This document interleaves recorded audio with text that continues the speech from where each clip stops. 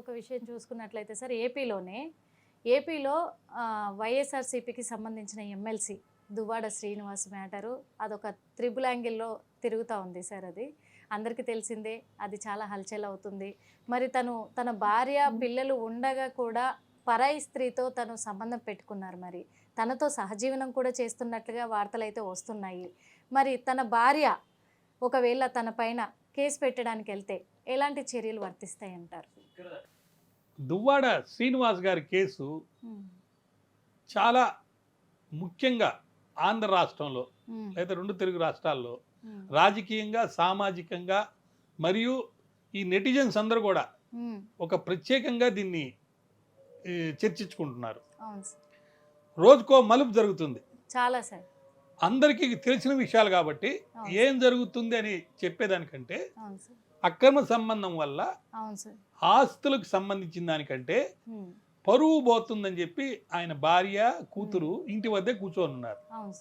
అయితే ఇప్పుడు ఆ అమ్మాయి అంటే ఈయనకి సంబంధం ఉంది అని చెప్పి దివ్యల మాధురి అనే అమ్మాయి తోటి ఆ అమ్మాయి ఆత్మహత్యకి ట్రై చేస్తుందని, యాక్సిడెంట్ అయిందని, హాస్పిటల్లో అడ్మిట్ అయిందని ఆ విషయం తెలిసి ఈయన ఇంట్లో నుంచి బయటికి వెళ్ళి మరి ఆమెని కలవాలని ప్రయత్నం చేయాలనుకుంటున్నా కూడా మరి అవకాశం లేకుండా పోయింది. ఎందుకంటే ఆ అమ్మాయి వాళ్ళ భార్యను బిడ్డ ఇక్కడే కూర్చున్నారు.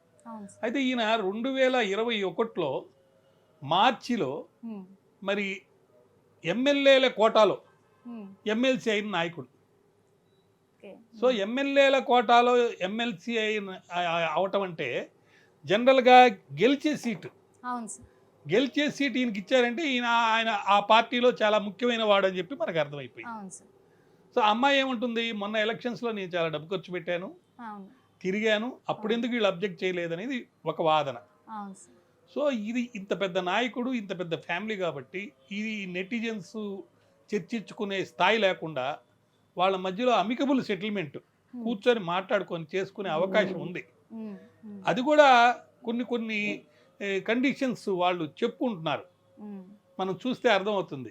ఇక్కడి నుంచి ప్రాపర్టీ అమ్మేసుకోమనండి, ఈ ప్రాపర్టీ నాకు అవసరం లేదు, వేరే నియోజకవర్గంలో వెళ్ళి కొనుక్కోమనండి, అక్కడ ఉండమనండి అని ఏమంటుంది. లేదు నన్ను చంపాలని ఉన్నారు, నా ఆస్తి కోసం నేను ఆల్రెడీ ఇచ్చేసాను ఆస్తి, అయినా కూడా ఆస్తి కోసం ఇవన్నీ చేస్తున్నారని వీళ్ళు అంటున్నారు.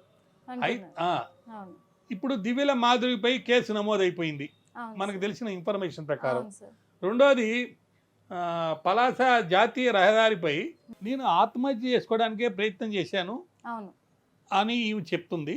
అది కూడా నా బిడ్డల గురించి టెస్ట్ చేయమన్నారు, వాళ్ళ బిడ్డల గురించి చేసుకోమనండి, నా బిడ్డల గురించి ఎలా అడుగుతారు, కాబట్టి ఆమె క్షమాపణ చెప్పాలని చెప్పడం ఒక ఎత్తు అయితే, దానికి సంబంధించి ఒక కేసు అయితే ఈ కార్లు డ్యామేజ్లు అవన్నీ జరిగినాయి కదా, మెయిన్ దీని మీద జరిగింది కాబట్టి ఖచ్చితంగా ఆ మీద ఈ మనస్తాపం చెంది ఆత్మహత్య చేసుకోవడానికి పెట్టే కేసుతో పాటు ఈ డ్యామేజీ, ఈ అటెంప్ట్ కమిట్ యాక్సిడెంట్ వీటి మీదకి సంబంధించి కూడా ఆ మీద కేసు పెట్టి, అంటే నిర్లక్ష్య డ్రైవింగ్ అని సెక్షన్ 125 నూతన జాతీయ న్యాయ సంహిత ప్రకారం కేసు పెట్టినట్టుగా మనకు తెలుస్తుంది.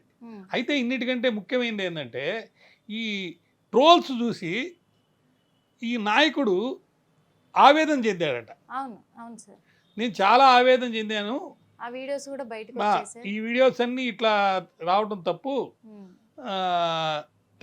తన్ని కాపాడాల్సిన బాధ్యత నా మీద ఉంది, వైద్యం అనేది పూర్తిగా ఆమెకి ఇవ్వాలి, ఆమె ఆత్మహత్య యత్నం చేసినప్పుడు గతంలో ఒకసారి ఇట్లా జరిగితే ఈయన అప్పుడు కాపాడే ప్రయత్నం చేశాడు, ఇప్పుడు వెళ్ళాలి కాపాడాలి అని చెప్పి వెళ్ళే అవకాశం లేదు కాబట్టి దీని గురించి ఆయన ఆవేదన వ్యక్తం చేస్తున్నాడు. నేనేమంటానంటే హిందూ లా ప్రకారం వీళ్ళంతా హిందూస్ కాబట్టి 493, 497 అవన్నీ మనం చూసినప్పుడు, ఆ సెక్షన్లో అవన్నీ చూసినప్పుడు వీళ్ళు మళ్ళీ పెళ్లి చేసుకున్నట్టుగా ఎక్కడా లేదు. పెళ్లి చేసుకోకుండానే అక్రమ సంబంధం ఉందనేది ఒక అలిగేషన్. సో అట్లా అంటే అక్రమ సంబంధాలు వీటికి సంబంధించి అనేక తీర్పులు ఆల్రెడీ వచ్చేసినాయి కాబట్టి వీళ్ళ మధ్యలో పెద్దలు ఎవరైనా కూర్చొని, అటు రాజకీయ నాయకులు, ముఖ్యంగా పార్టీ నాయకులు కూర్చొని సెటిల్ చేసి అందరూ ఒకే పార్టీలో ఉన్నారు. అలిగేషన్స్ ఏదో వస్తుంది, ఆమెకి తెలుగుదేశం పార్టీ సపోర్ట్ చేస్తుందని వచ్చినా ప్రస్తుతానికి ఆమె నేను జగన్ మద్దతుదారునే అని చెప్పుకుంటుంది కాబట్టి పార్టీ పరంగా, కుటుంబ పరంగా, పెద్దల పరంగా మీడియేషన్స్, కన్సిలియేషన్స్ లేదా జ్యుడిషియరీ ద్వారా సెటిల్మెంట్ చేసుకుంటే అందరికీ ఆమోదయోగ్యంగా బాగా ఉంటుందనేది నా మనవి. అయితే ఇక్కడ ఇంకొక యాంగిల్ కూడా ఉంది. ఈయన ఏమంటున్నారంటే, నేను ఎవరికి భయపడను, నేను నిర్మోహమాటంగా మాట్లాడే వ్యక్తిని కాబట్టి ఇవన్నీ వచ్చినాయి, అదే ఇంకో రకంగా నేను ఉండుంటే ఇవన్నీ బయటికి రావు అని చెప్పి తన గురించి తను చెప్పుకుంటున్నాడు. అయితే రాజకీయంగా ఎలా ఉన్నా కూడా ఇప్పుడు పోలీసు వాళ్ళు ఇంటర్ఫియర్ అయ్యారు. మెయిన్ కారణం ఈ దువ్వాడ శ్రీనివాస్తో ఉన్న సంబంధం వల్లనే కదా. కాబట్టి పోలీసు ఇన్వెస్టిగేషన్ అనేది జరిగేటప్పుడు ఖచ్చితంగా అధికారులు రాజకీయంగా కూడా కొంత ఇన్ఫ్లుయెన్స్ అయ్యే అవకాశం ఉన్నట్టుగా జనాలు అనుకుంటున్నారు. అలాంటివి జరిగినప్పుడు మరి ఆమె ఆత్మహత్య చేసుకోవాలనే ఉద్దేశంతో ఇది చేసింది అన్నప్పుడు, నిర్లక్ష్యపు డ్రైవింగ్ ఇవన్నీ ఉన్నప్పుడు కేసుతో పాటి ఆ కేసులు ఎటు కంటిన్యూ అవుతాయి. వీళ్ళు ఒకవేళ రాజీ చేసుకున్నా కూడా ఆ కేసులు కంటిన్యూ అవుతాయి. కాబట్టి వీళ్ళు రాజీ చేసుకొని ఇంక ఈ చర్చల్ని డిస్కషన్ అనేది పక్కన పెట్టేస్తే రాజకీయంగా ఒక సమాప్తం అయిపోద్ది.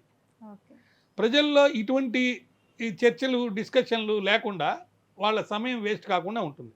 అయితే సెలబ్రిటీస్ అనేవాళ్ళు ఎవరైనా సరే, వీళ్ళనే కాదు, జనరల్గా సెలబ్రిటీస్ మీద బాధ్యత ఏంటంటే వాళ్ళ వ్యక్తిగత జీవితంలో ప్రతి వాళ్ళు కూడా వీలైనంత వరకు వాళ్ళ కుటుంబ సభ్యుల్ని ప్రేమగా, అనురాగంగా చూసుకుంటూ బాధ్యత వహించి, ఏదన్నా తప్పులు అనేక సందర్భాల్లో జరుగుతుంటాయి కాబట్టి వాళ్ళు అమికబుల్ సెటిల్మెంట్ చేసుకునే కనుక చేస్తే మరి అటువంటప్పుడు రాజకీయంగా ప్రజలకి కొంచెం మంచి చెడ్డ చూసుకొని సమాజంలో రాజకీయ పార్టీ నాయకులుగా వాళ్ళకున్న బాధ్యత నెరవేర్చే అవకాశం ఉంటుంది. కాబట్టి సెలబ్రిటీల విషయంలో ఇట్లాంటి సందర్భాలు రాకుండా ఉంటే మంచిదని నేను ఆశిస్తాను. అదే సార్, ఇప్పుడు అందుకనే ఇలా సెటిల్మెంట్ చేసుకుంటే బాగుంటుంది అని చెప్పేసి అంటున్నారు. కానీ ఇప్పుడు దువ్వాడ శ్రీనివాస్ భార్య మాత్రం తను ఒకవేళ లీగల్గా వెళ్ళి కేసు పెట్టడానికి వెళ్తే తనకి ఎలాంటి, అది ప్రూవ్ అయితే ఎలాంటి కేసు వర్తించవచ్చు తనకి? ఎలాంటి అంటే ఇప్పుడు అక్రమ సంబంధం అనేది క్లారిటీ వచ్చింది. అవును సార్. రెండో పెళ్ళి అయితే చేసుకోలేదు సార్. క్రిమినల్ సైడు అక్రమ సంబంధం కింద ఎవరితో అయినా కానీ సంబంధం ఉంటే అది చట్టం ఏం చెప్తుందంటే ఆ సెక్షన్ తీసేసింది, మ్యారిటల్ అఫైర్స్. కాబట్టి ఈమెకి ఆయన మీద విడాకులు అడిగేదానికి హక్కు ఉంది.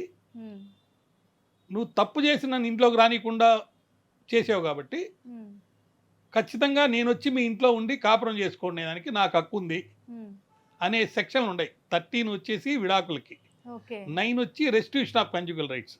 రెస్టిట్యూషన్ ఆఫ్ కంజుగల్ రైట్స్ అంటే దువ్వాడ శ్రీనివాస్ గారిని మ్యాట్రిమోనియల్ హోమ్ అయిన ఇంట్లో నుంచి ఈమెని బయటికి బొమ్మని చెప్పి లేకుండా ఈమె వెళ్ళి అక్కడ ఉండేదానికి హక్కు సంపాదించుకోవచ్చు.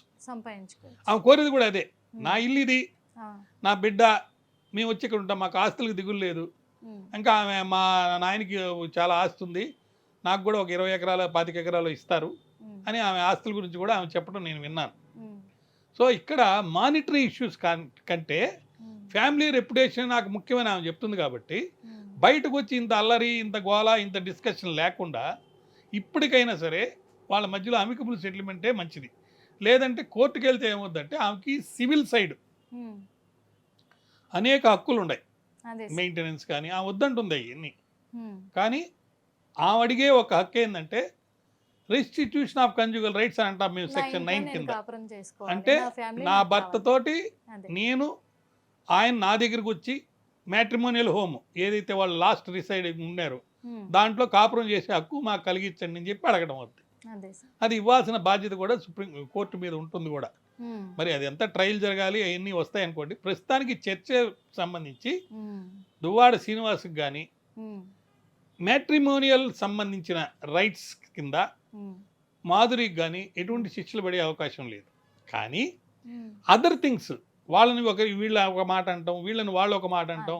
ఇప్పుడు మనం రాహుల్ గాంధీ కేసులో చూసాం, డిఫమేషన్ కింద 2 ఏళ్ళు శిక్ష చేశారు. వీళ్ళని వాళ్ళు తిట్టడం, ఆ మందు తాగద్దని చెప్పి అత్తగారు చెప్పింది. అల్లరి చేస్తుంది ఏదేదో చెప్పింది ఆ అత్తగారు. అవన్నీ వాస్తవాలో కాదో మనకు తెలియదు. అవును. బట్ ఈ అలిగేషన్స్కి సంబంధించి ఒకరి మీద ఒకరు డిఫమేషన్ 2 రకాలు ఉంటాయి. స్లెండర్ అని ఒకటి ఉంటుంది, క్రిమినల్ సైడ్ వేసుకోవచ్చు. దానికి 2 ఏళ్ళ పనిష్మెంట్ ఉంది. అది అంటే ప్రూవ్ కావాలి, అది వేరే విషయం. ఓకే. లిబల్, స్లెండర్. లిబల్ అంటే సివిల్ సైడ్ వెళ్తారు, స్లెండర్ అంటే క్రిమినల్ సైడ్ వెళ్తారు. ఓకే. సో ఈ విధంగా డిఫరెంట్ హక్కులు అన్నీ ఉన్నాయి. కానీ ఇది ఒక ఫిట్ మ్యాటర్, చాలా important and fit matter for compromise. అది కాంప్రమైజ్ చేసుకునే అవకాశం ఎక్కువ ఉంది కాబట్టి చేసుకుంటే మంచిదని నేను భావిస్తున్నాను.